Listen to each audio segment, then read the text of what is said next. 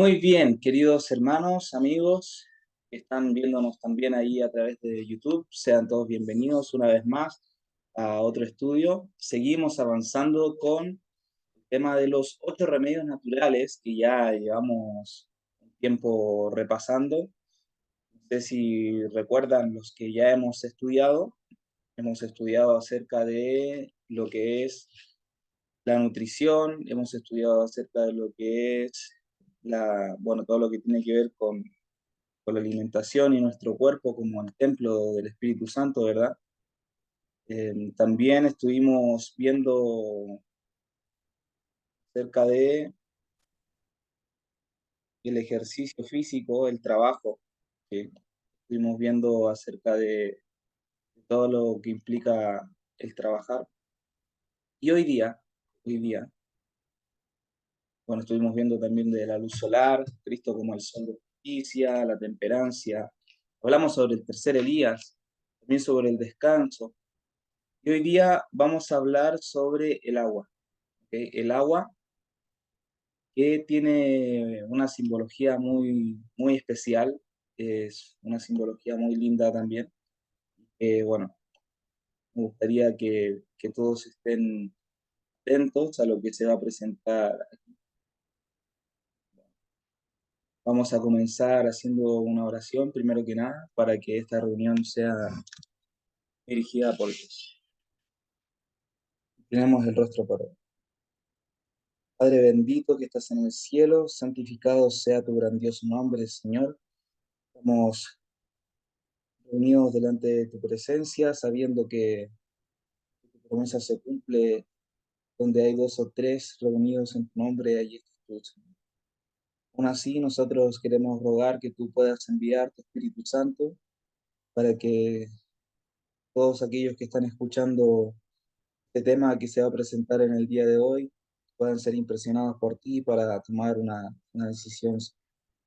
Quédate conmigo, dame tu Santo Espíritu también, Señor, para que las palabras que salgan de mi boca sean tus palabras y no las mías propias. Gracias te doy, Señor, porque siempre nos escuchas. En el nombre de Jesús, todo esto te lo pedimos y agradecemos juntamente con el perdón de nuestros pecados. Amén. Amén. Muy bien. Bueno, el agua. El agua tiene un significado bastante profundo. Yo creo que, bueno, muchas personas han estudiado un poco sobre este tema, más allá de la parte física, ¿no? De lo que sirve el agua, porque sabemos que nuestro cuerpo es más de un 70% de agua, eh, además que contiene muchos beneficios para nuestra salud, el hidratar nuestro cuerpo, de hecho es necesario que nuestro cuerpo esté constantemente hidratado. Sin el agua nosotros nos morimos, podemos estar eh, días, muchos días sin comer, pero sin beber agua es muy poco lo que podemos aguantar, muy poco lo que podemos resistir. La deshidratación es una muerte segura.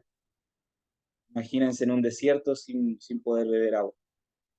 Bueno, nosotros aquí en la actualidad estamos, entre comillas, en un desierto. Todavía no es completamente un desierto, pero estamos en el desierto de la vida.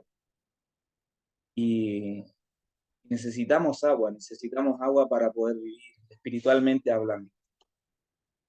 Y vamos a ver quién es esa agua, cómo podemos obtenerla y qué otros significados podemos aplicar al agua, según lo que nos dice la palabra de Dios.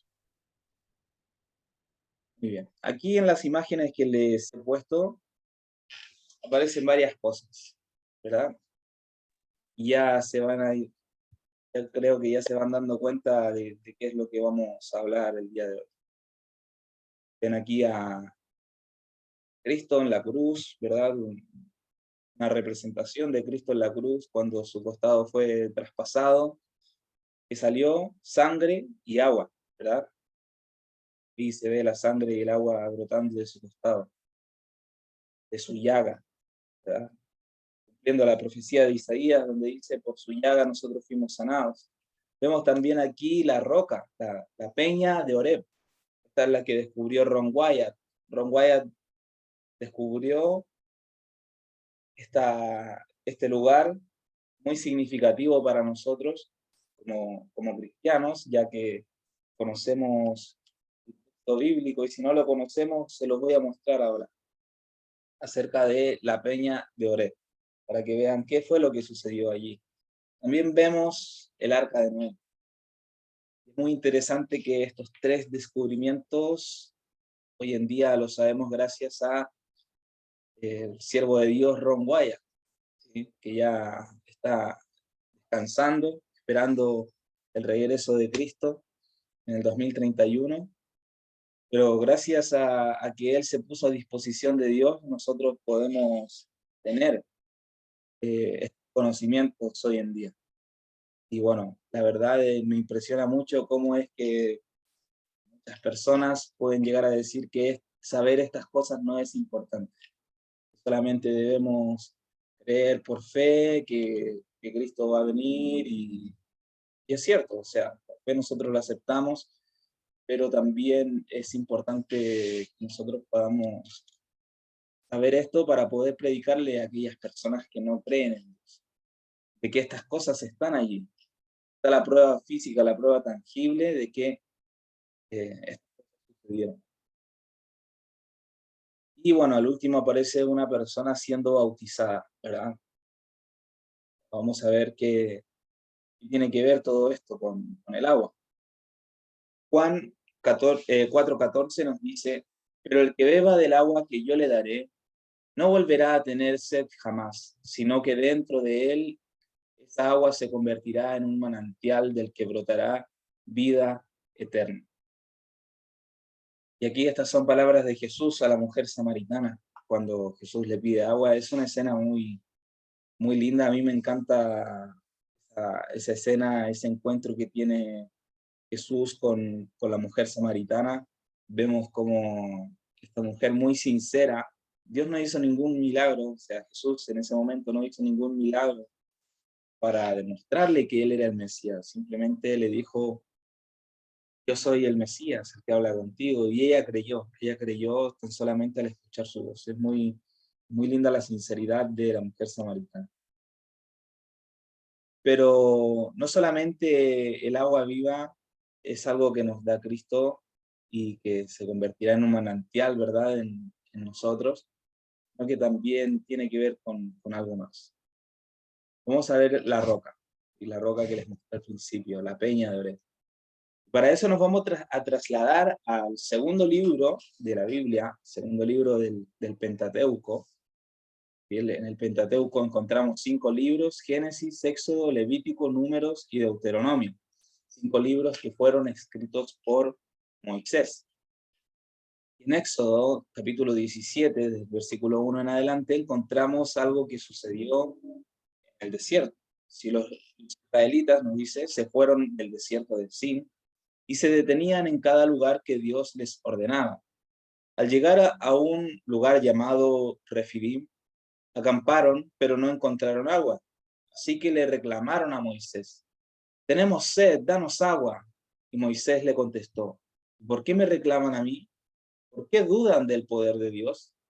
Pero era tanta la sed que tenían que comenzaron a criticar a Moisés. Le dijeron, ¿para esto nos sacaste de Egipto? ¿Para matarnos de sed junto con nuestros hijos y nuestros animales?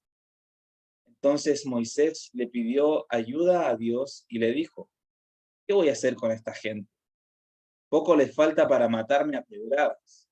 Y Dios le contestó, quiero que lleves a los israelitas hasta la montaña de Oreb. Allí estaré esperándote sobre la roca. Tú adelántate y llévate a algunos de los jefes del pueblo. Llévate también la vara con la que convertiste en sangre el agua del río Nilo. Cuando llegues allá, golpea la roca con la vara. Así saldrá agua de la roca y todos podrán beber. Moisés hizo todo esto en presencia de los jefes del pueblo. A este lugar le puso por nombre Meribá, significa reclamo, pues el pueblo le había reclamado a Dios. También lo llamó Masá, que quiere decir duda, porque habían dudado del poder de Dios para cuidarlos. Bueno, y aquí luego Moisés va a este lugar, golpea la roca y brota el agua de esta roca. Justamente esta misma roca es de la cual brotó el agua. Ahora, en Números 20 se vuelve a repetir la misma escena y se les vuelve a repetir la misma oportunidad. Llegaron los hijos de Israel, toda la congregación, al desierto de Sin en el mes primero, y acampó el pueblo en Cades, y allí murió María, y allí fue sepultada.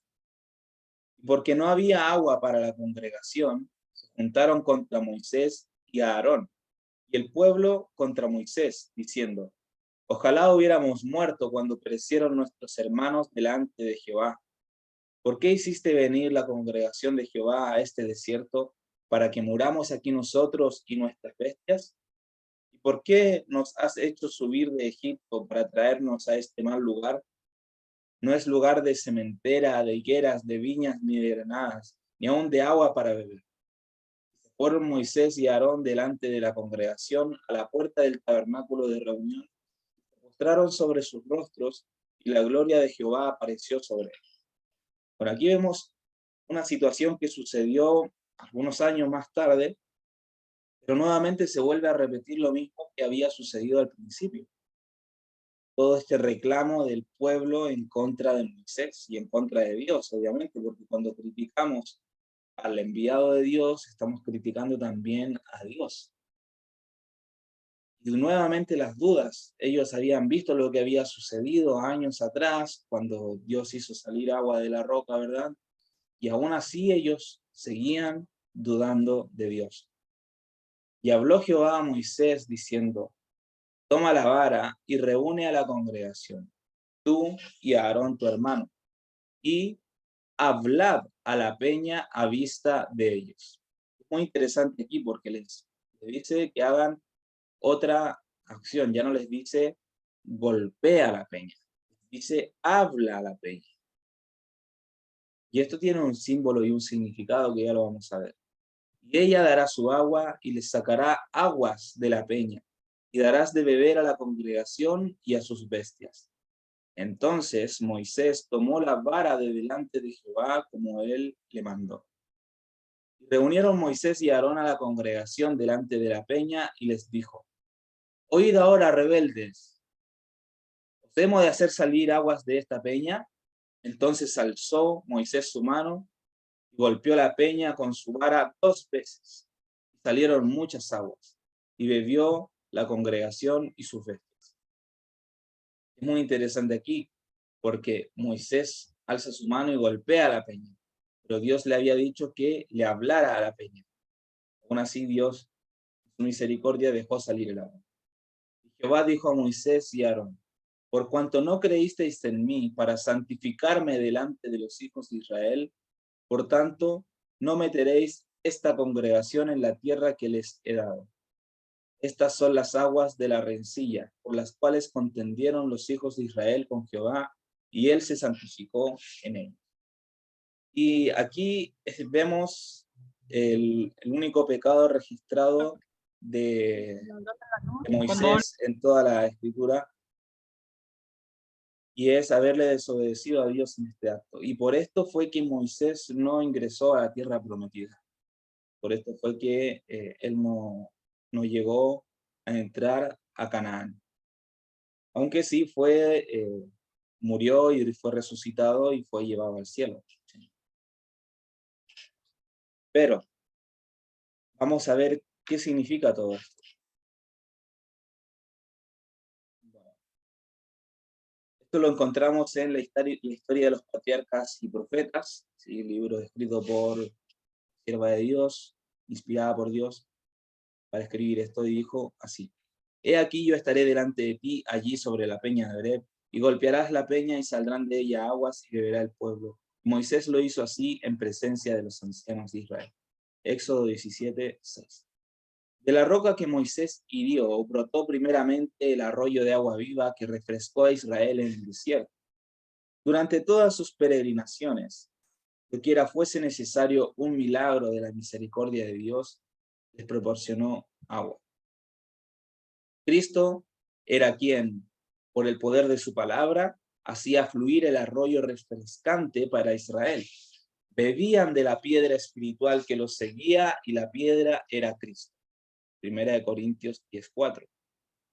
Él era la fuente de todas las bendiciones, tanto temporales como también espirituales.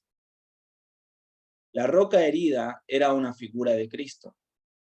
Así como las aguas vivificadoras fluían de la roca herida de Cristo, herido de Dios, herido por nuestras rebeliones, molido por nuestros pecados.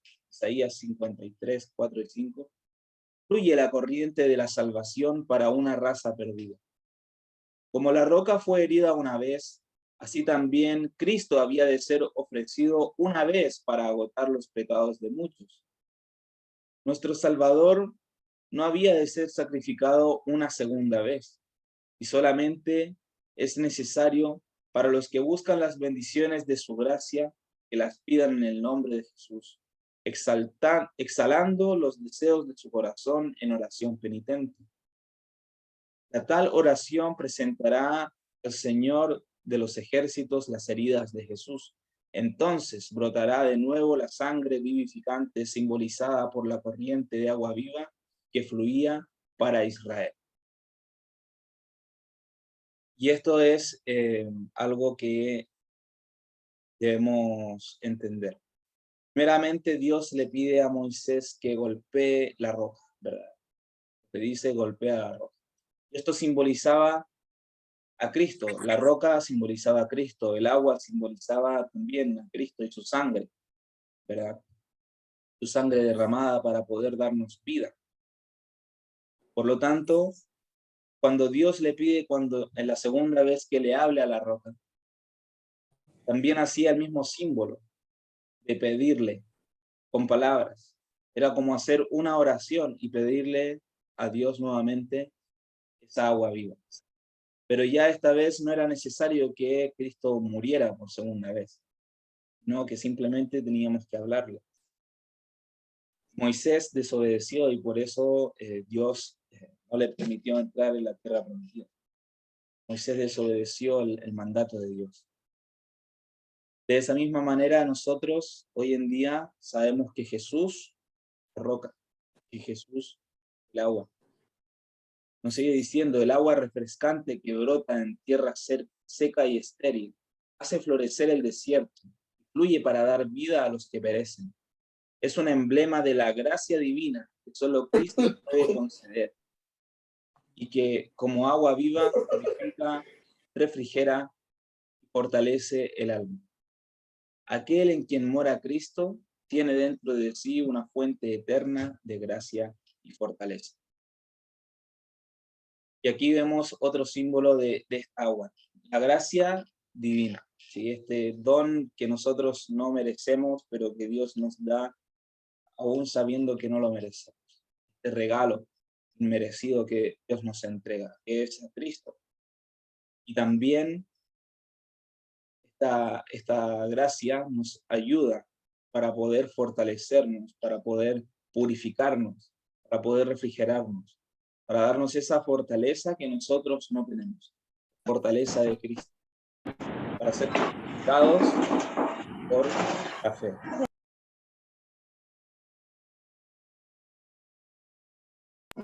Cristo empleó la misma figura en su conversación con la mujer de Samaria al lado del pozo de Jacob. Pero el que beba del agua que yo le daré no tendrá sed jamás, sino que el agua que yo le daré será en él una fuente de agua que salte para vida eterna. Juan 4:14, lo leímos al principio. Cristo combina los dos símbolos. Él es la roca y es el agua viva. Ahora, es muy importante tener presente que Cristo es la roca. ¿Por qué? porque vamos a ver una serie de versículos en donde nos habla de Cristo, de Dios, como la roca. Y vamos a leer los que están acá, hay muchos más, pero yo solamente puse algunos. Deuteronomio 32:15. Pero engordó Jesurún y tiró coces, engordaste, te cubriste de grasa. Entonces abandonó al Dios que lo hizo y menospreció la roca de su salvación. Salmos 19:14. Sean gratos los dichos de mi boca y la meditación de mi corazón delante de ti, oh Jehová, roca mía y redentor mío.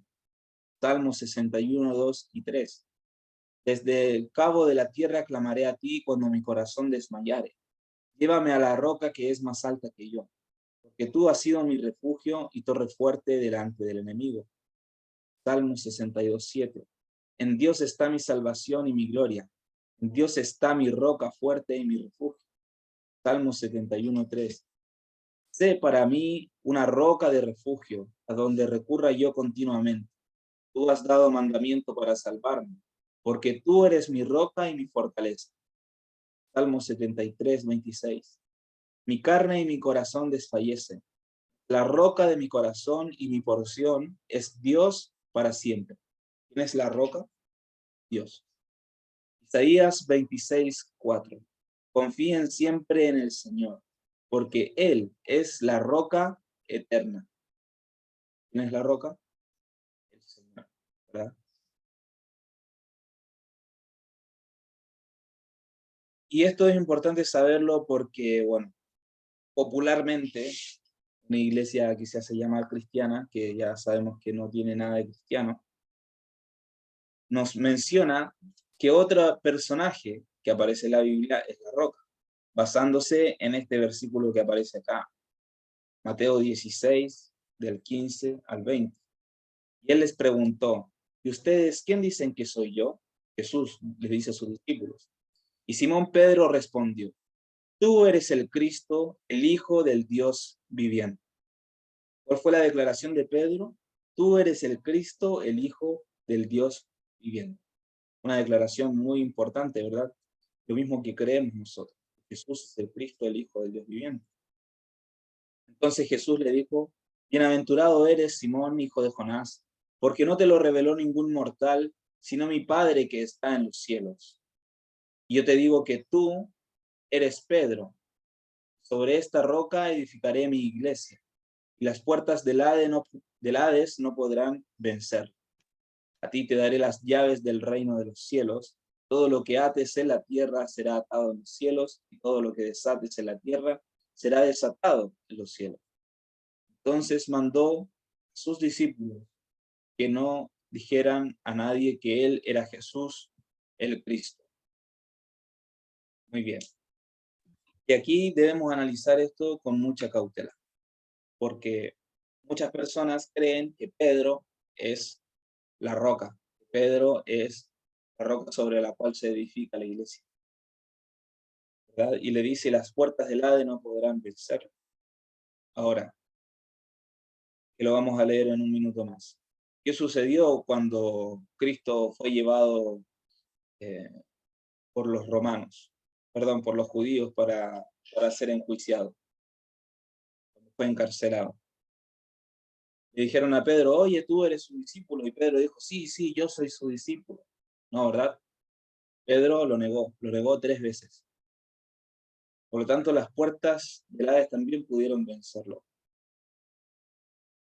¿A qué se estaba refiriendo Jesús cuando dijo, sobre esta roca edificaré mi iglesia? ¿Quién es la roca?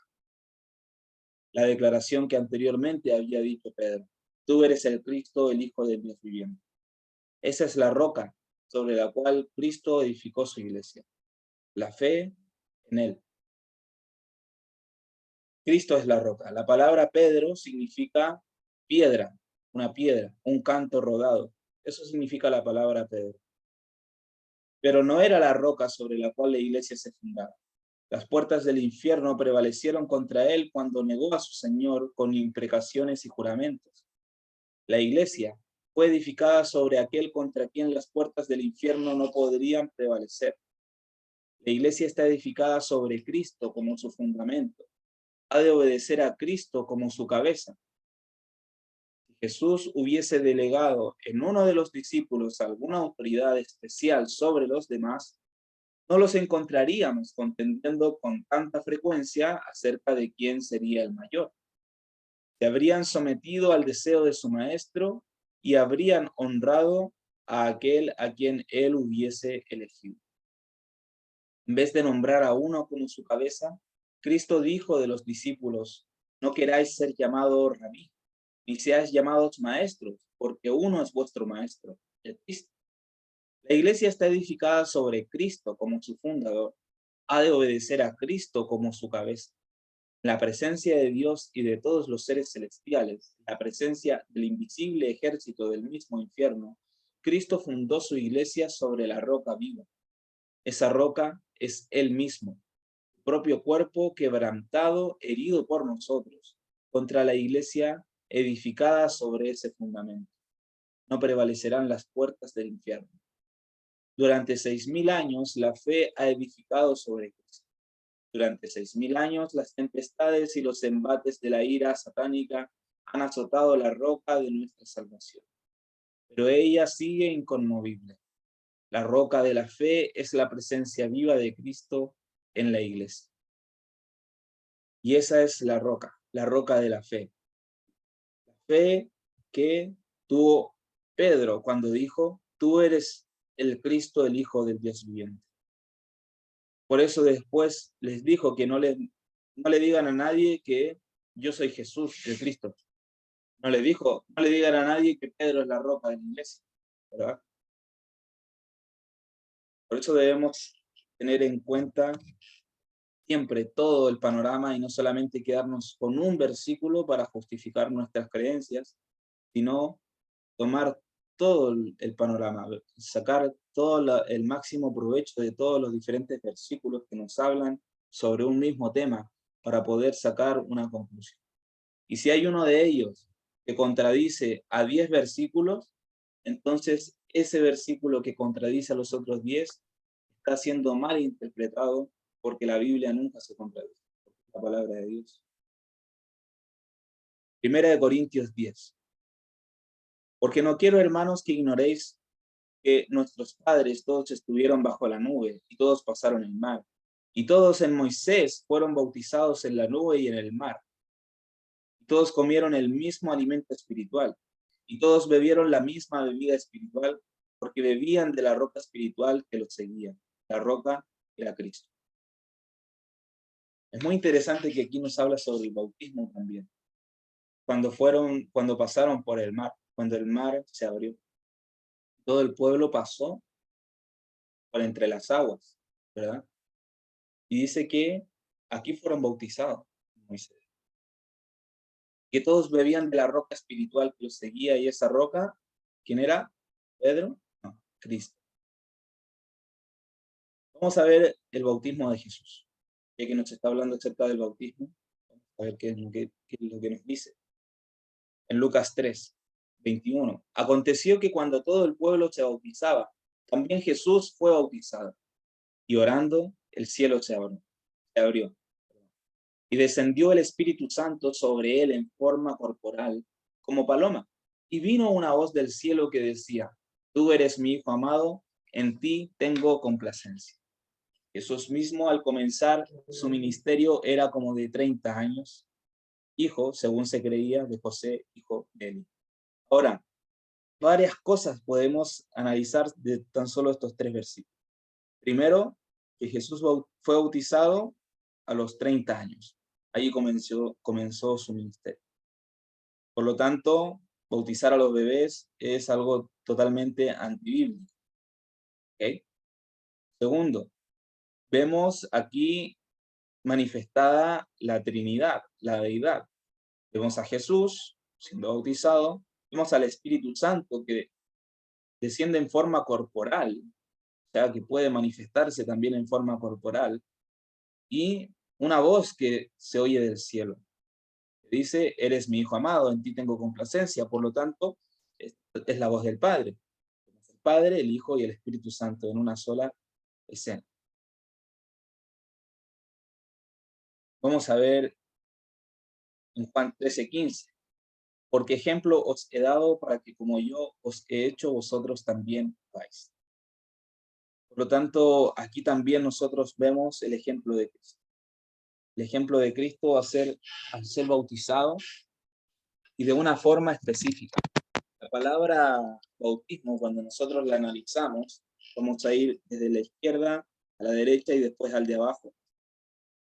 La palabra bautismo, que en griego es baptisma, que viene del griego de la palabra 907, que es bautismo. Y la palabra 907 es baptizo, de un derivado de 911, del griego 911, que quiere decir dejar abrumado, completamente mojado. Usado solo en el Nuevo Testamento de la ablución ceremonial, específicamente de la ordenanza del bautismo cristiano. Ahora, nos dice completamente mojado. Y esta viene del 911, que es bapto, es un verbo primario, que quiere decir arrollar e inundar. Cubrir completamente con un fluido. Por lo tanto, aquí nosotros ya estamos viendo que el bautismo de Jesús y el bautismo del cual hacía Juan el Bautista y el bautismo del cual también hacían los discípulos de Jesús, no era un bautismo solo mojándole la frente a un bebé, sino que era un bautismo completamente siendo inmersos debajo del agua. Esa es la forma correcta de bautizar. Ser completamente sumergido en el agua. Y ahora vamos a ver el diluvio también que como un símbolo del bautismo. ¿De dónde se sacó el tema del bautismo? ¿En qué lugar está? Bueno, en 1 de Pedro 3, 18 al 22, nos dice que también Cristo padeció una sola vez por los pecados, justo por los injustos, para llevarnos a Dios, siendo la verdad muerto en la carne, pero vivificado en espíritu, en el cual también fue y predicó a los espíritus encarcelados, los que en otro tiempo desobedecieron cuando una vez esperaba la paciencia de Dios en los días de Noé, mientras se preparaba el arca en la cual pocas personas, es decir, 8, fueron salvadas por agua. Y aquí vamos a hacer un paréntesis porque se cree popularmente que Jesús fue a predicar al infierno a los que habían desobedecido cuando Noé predicaba. ¿Okay? Y también a los demonios, qué sé yo, a los espíritus encarcelados. Dice acá. Ahora, ¿esto es totalmente cierto o es un error de interpretación? Bueno, vamos a ver. Aquí nos está diciendo que Cristo, ¿verdad?, padeció por los pecados y murió en la carne, pero fue vivificado en espíritu, punto y coma. Vivificado en espíritu, en el cual ¿qué? En el espíritu. O sea que en el espíritu también fue y predicó a los espíritus encarcelados. ¿Cuándo fue eso? En el tiempo de Noé, a través del Espíritu Santo. Porque ¿se acuerdan qué es lo que dice en Génesis capítulo 6, no me equivoco es el versículo 3, donde nos dice, Dios le dice a Noé, no contenderá mi espíritu para siempre con el hombre, sino que serán sus días 120 años. Por lo tanto, les dio un lapso de tiempo para que se arrepintiesen. Y durante esos 120 años, el Espíritu de Dios, el Espíritu de Cristo, el Espíritu Santo, fue a predicarles a través de Noé y fue a intentar tocar sus corazones para que se arrepintiesen, porque estaban encarcelados en sus pecados, en sus delitos, sus transgresiones. Estaban siendo esclavos de Satanás. Dios quería liberarlos y a través de su Espíritu, tanto trabajando a través de Noé y de los predicadores que acompañaban a Noé, como también llegando a los corazones de aquellos antediluvianos. ¿Ok? Por lo tanto, aquí no quiere decir que Jesús fue al infierno a predicarle a los que se perdieron para que se arrepintiesen, porque ya cuando uno se muere, ya no tienes oportunidad de arrepentirte, porque cuando te mueres vas al polvo, descansas, no tienes conciencia de nada. Aunque quisieras arrepentirte, no podrías arrepentirte porque no eres consciente de nada de lo que sucede, tu memoria, todo es puesto en el olvido. Esto lo dice la palabra de Dios.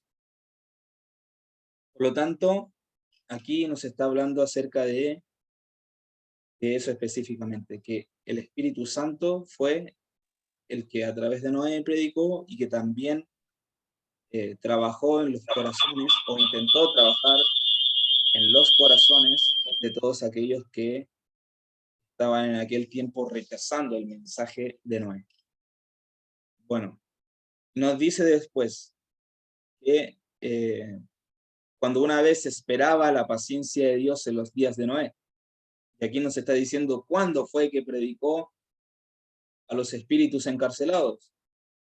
¿Cuándo? Cuando una vez esperaba la paciencia de Dios en los días de Noé. ¿Cuándo fue a predicarle? En los días de Noé. Mientras se preparaba el arca, en la cual pocas personas, es decir, 8, fueron salvadas por agua. El bautismo que corresponde a esto nos salva. Y aquí nos está dando el símbolo. A través del diluvio fueron salvos Noé y su familia. Y esto corresponde al bautismo. El bautismo corresponde al diluvio. Y ahora nos salva, no quitando las inmundicias de la carne, sino como la aspiración de una buena conciencia hacia Dios por la resurrección de Jesucristo, quien habiendo subido al cielo está a la diestra de Dios, y a él están sujetos ángeles, autoridades y potestades. Por lo tanto, ¿qué es el bautismo? Vamos a ir viendo. Juan 3, del 1 en adelante. Y vamos a ver la historia de Nicodemo, Jesús y Nicodemo. Había un hombre de los fariseos que se llamaba Nicodemo. Recuerda que los fariseos siempre le hacían la guerra a Jesús. Siempre estaban persiguiéndolo, acusándolo. Habían fariseos que igual eran sinceros y querían conocerlo, saber de él. Y este fariseo se llamaba Nicodemo, que era un principal entre los judíos, o sea, era un príncipe entre los judíos. Y este vino a Jesús de noche. Le dijo: Rabí, sabemos que has venido de Dios como maestro, porque nadie puede hacer estas señales que tú haces si no está Dios con él. Y aquí había cierto también escepticismo u orgullo en el corazón de Nicodemo, porque él sabía las profecías y sabía que vendría el Mesías, pero él no quería reconocer todavía que él era el Mesías, no, que le decía que él era un maestro, simplemente. Y respondió Jesús y le dijo: de cierto te digo, que el que no naciere de nuevo no puede ver el reino de Dios. Y aquí Jesús, como siempre, sin rodeos, diciéndole un principio fundamental. ¿Y qué viene Nicodemo y le responde? ¿Cómo puede un hombre nacer siendo viejo? ¿Puede acaso entrar por segunda vez en el vientre de su madre y nacer? Respondió Jesús: de cierto te digo, que el que no naciere de agua y del Espíritu no puede entrar en el reino de Dios. Lo que es nacido de la carne, carne es, y lo que es nacido del Espíritu, Espíritu es. No te maravilles de que te dije, pues es necesario nacer de nuevo. Y aquí Nicodemo tratando de hacerse el chistoso, ¿no? Diciéndole: pero si yo ya estoy viejo, ¿cómo voy a nacer de nuevo? ¿Qué me voy a meter de nuevo en el vientre de mi madre para volver a nacer? Y tratando de ridiculizar lo que Jesús le había dicho en su orgullo, pero aún así Jesús vuelve y le repite y le da mayor luz al respecto de lo que le había dicho. Le dice que el que no nace del agua y del Espíritu no puede entrar en el reino de Dios. Por lo tanto, también esto va para nosotros. Cuando nosotros nacemos de nuestra madre, nacemos de la carne. Pero llega un momento en nuestras vidas en el cual conscientemente debemos tomar una decisión. No cuando recién nacemos, porque un bebé no puede decidir si es que va a creer en Dios o si va a aceptar a Cristo o no, ¿verdad? No tiene un nivel de conciencia ni para poder ejercer una decisión real en cuanto a lo que él quiere en su vida. Un poco un niño de 3, 4, 5 años tampoco puede decidir por sí mismo. Por eso es que existen también leyes que amparan y que protegen a los menores y que recién de cierta edad se les da permiso para poder eh, tener licencia de conducir, para poder tomar ciertas decisiones, beber alcohol, etcétera, ¿verdad? Que ya en cierta manera son mayores. Por eso, entrando en otro tema, ¿no? Es un absurdo lo que hoy en día postula el mundo y la sociedad en general de querer darle a los niños la capacidad de decidir si quieren ser hombres, mujeres, perros, gatos, elefantes, porque si un niño no tiene la capacidad para decidir, o le decimos que no puede decidir si puede beber alcohol o no, pero sí le podemos decir, ah, sí, eso sí lo puedes decidir, sí puedes decidir si eres hombre o mujer.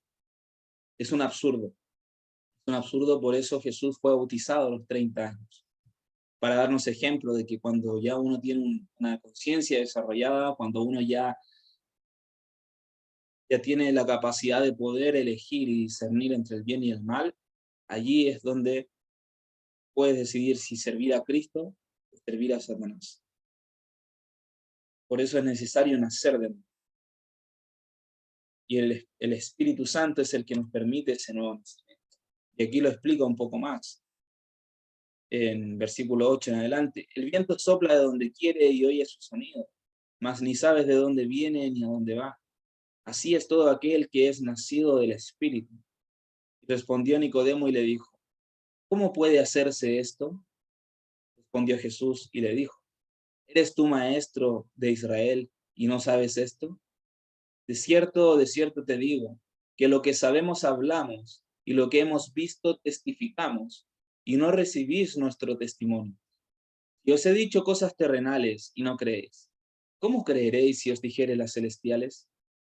Nadie subió al cielo, sino el que descendió del cielo, el Hijo del Hombre que está en el cielo. Y como Moisés levantó la serpiente en el desierto, así es necesario que el Hijo del Hombre sea levantado, para que todo aquel que en él cree no se pierda, mas tenga vida eterna. Bueno, y aquí hace alusión a, a dos cosas, ¿verdad? Creer en Cristo y ser bautizado. Creer que Cristo es el Hijo de Dios, está en el cielo, ¿verdad? Sentado a la diestra de Dios, para poder ser bautizados, aceptarlo como nuestro Salvador. Aquí nos muestra el símbolo de Moisés levantando la serpiente en el desierto. Esta historia se las voy a contar rápidamente y ya después les la dejaré para que la vean, la lean. Eh, Aparecieron unas serpientes venenosas en el desierto y empezaron a morder a todo el pueblo. Muchos empezaron a morir y allí en ese momento todos van y le piden a Moisés que por favor haga algo, que le pida a Dios que los salve. Dios le dice a Moisés que haga una serpiente de bronce y que la ponga, que la levante, ¿verdad?, sobre toda la congregación, sobre todo el pueblo, y que todo aquel que mire aquella serpiente iba a vivir, ¿verdad? Solamente debían mirar hacia la serpiente. Iban a tener vida nuevamente. Y esto simbolizaba a Cristo siendo levantado en la cruz. Y todo aquel que mira a la cruz y todo aquel que cree que Jesús, el Salvador, va a obtener esa vida eterna. Pero también es necesario el bautismo. Romanos 6, 3 y 4. ¿O no sabéis que todos los que hemos sido bautizados en Cristo Jesús hemos sido bautizados en su muerte? Porque somos sepultados juntamente con él para muerte por el bautismo, a fin de que como Cristo resucitó de los muertos para la gloria del Padre, así también nosotros andemos en vida nueva. Cristo fue crucificado. Juntamente con él murieron los pecados de toda la humanidad, porque él cargó nuestros pecados. Él cargó todas nuestras enfermedades, llevó sobre sí nuestras transgresiones. las llevó a la muerte, y con él murieron todas ellas. Y a través de la fe en él, es que nosotros podemos obtener perdón de nuestros pecados, porque nuestros pecados ya los pagó él. Él ya pagó la culpa por nuestros pecados. Por lo tanto, juntamente con la muerte de Cristo, muere nuestra maldad, nuestro viejo hombre. Y ese es el bautismo. Eso simboliza el bautismo. Andar en una nueva vida luego de ser perdonados. Y el bautismo es un requisito para ser salvo. Marcos 16 lo dice. Versículos 15, Jesús dice: id por todo el mundo y predicad el evangelio a toda criatura. El que creyere y fuere bautizado será salvo, mas el que no creyere será condenado. El que creyere y fuere bautizado será salvo. Ahora, yo te pregunto a ti, ¿crees que Jesús es el Hijo de Dios? ¿Crees en Cristo? ¿Has creído a su mensaje? ¿Crees que Dios ha enviado todo lo que nosotros necesitamos para poder estar apercibidos para su segunda venida? ¿Crees en el mensaje que Él nos da a través de sus siervos? Entonces, debes ser bautizado. Si quieres ser salvo, ¿quieres ser salvo? Debes ser bautizado. La señal de entrada en su reino. Los ritos del bautismo y de la Santa Cena son dos columnas monumentales, una fuera de la iglesia y la otra dentro de ella. Sobre estos dos ritos, Cristo ha inscrito el nombre del verdadero Dios. Cristo ha hecho del bautismo la señal de entrada en su reino espiritual. Ha hecho de él una condición positiva que todos deben cumplir si desean ser considerados bajo la autoridad del Padre, del Hijo y del Espíritu Santo. Antes que el hombre pueda hallar hogar en la iglesia, antes que pueda cruzar el umbral del reino espiritual de Dios, debe recibir la impresión del divino nombre Jehová, justicia nuestra. Jeremías 23:6. Por el bautismo se renuncia muy solemnemente al mundo. Los que son bautizados en el triple nombre del Padre, del Hijo y del Espíritu Santo, al comienzo mismo de su vida cristiana, declaran públicamente que han abandonado el servicio de Satanás y que han llegado a ser miembros de la familia real, hijos del Rey Celestial. Han obedecido la orden: salid de en medio de ellos y apartados, y no toquéis lo inmundo.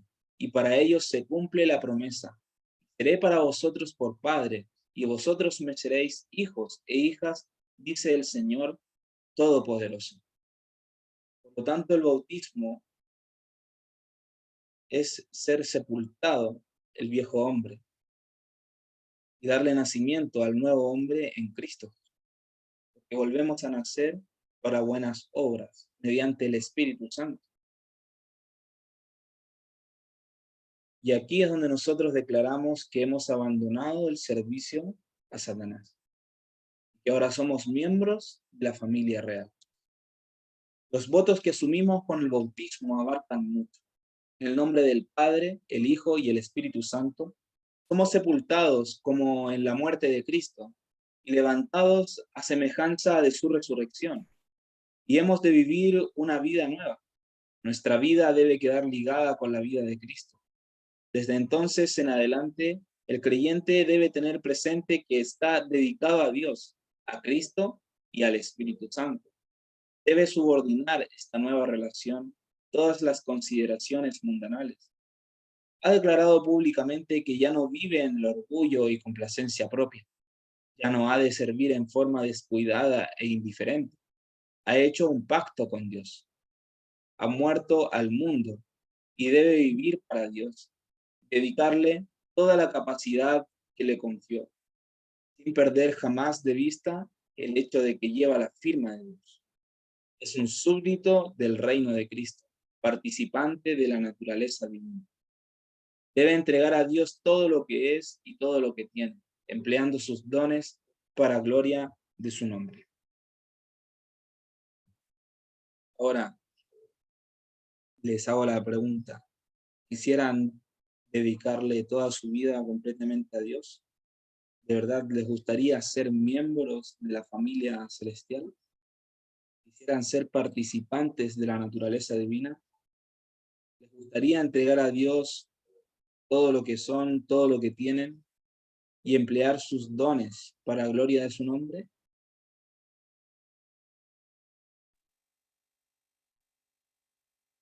Mateo 28, 16 al 20, la gran comisión. Pero los 11 discípulos se fueron a Galilea, al monte donde Jesús les había ordenado. Cuando le vieron, le adoraron. ¿Por qué le adoraron a Jesús? Porque es Dios. Pero algunos dudaban. Y Jesús se acercó y les habló diciendo: Toda potestad me es dada en el cielo y en la tierra. Por tanto, id y haced discípulos a todas las naciones, bautizándolos en el nombre del Padre, y del Hijo y del Espíritu Santo, enseñándoles que guarden todas las cosas que os he mandado. Y he aquí, yo estoy con vosotros todos los días hasta el fin del mundo. Amén.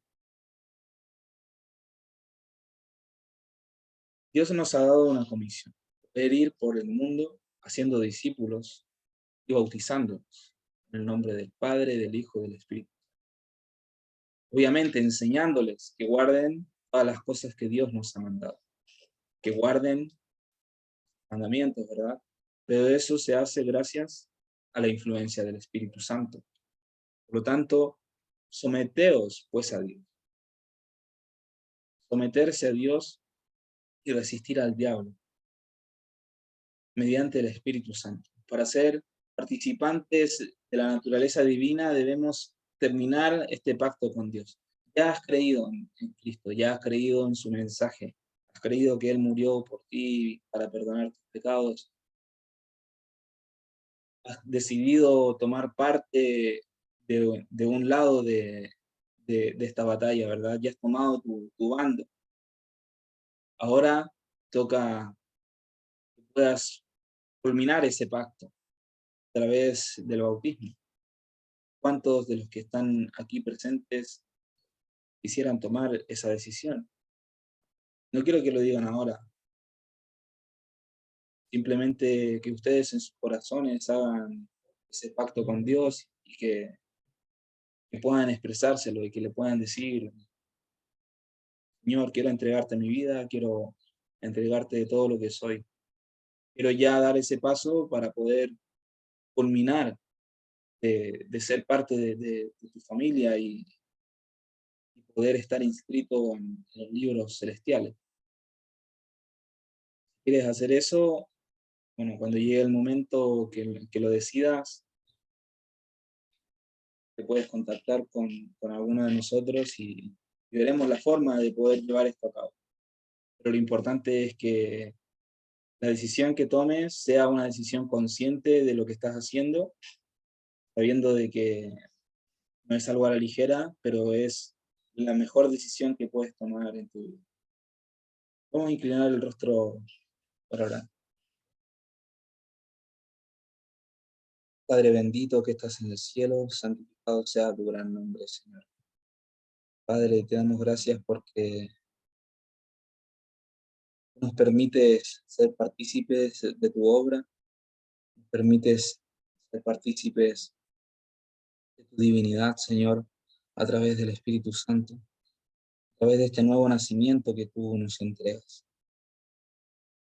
Por favor, Señor, te rogamos que tú tengas misericordia de nosotros, como siempre lo haces, para que podamos ser utilizados por ti, para que podamos tomar decisiones que sean para vida eterna, para que nosotros y nuestra familia podamos ser salvos, para que podamos estar contigo algún día en el reino de los cielos y contemplar tu rostro, contemplarte, Señor, en tu belleza, contemplar tus heridas, Señor, las que sufriste por nuestra rebelión, las que sufriste por salvarnos y por redimirnos, Señor, a nosotros, seres insignificantes, por los cuales tú entregaste todo, Señor. Perdónanos si muchas veces no lo entregamos todo por ti. Ayúdanos a poder ser más comprometidos contigo y con tu obra.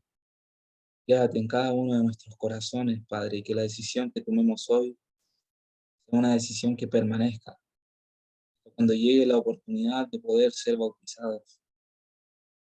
En el nombre del Padre, del Hijo y del Espíritu Santo, para poder firmar este pacto eterno con el cielo. Señor, gracias te damos porque tu Espíritu Santo influye en los corazones para que tomen esas decisiones. Envía a tus santos ángeles a proteger a cada una de las familias y a cada una de las personas que tomen su decisión en el corazón, Señor, porque sabemos que serán atacados. Satanás se siente amenazado cada vez que un alma se entrega a ti. Nosotros confiamos en ti porque tú eres más poderoso, Señor. Tú dijiste que el Hades y el infierno no tendrán potestad sobre tu iglesia, sobre aquellos que tengan la verdadera fe de que tú eres el Cristo, el Hijo de Dios. Todas estas cosas nosotros te las agradecemos y te las pedimos, no por nuestras justicias, ni por nuestros méritos, sino por los méritos de Cristo Jesús, al morir en la cruz por nuestros pecados.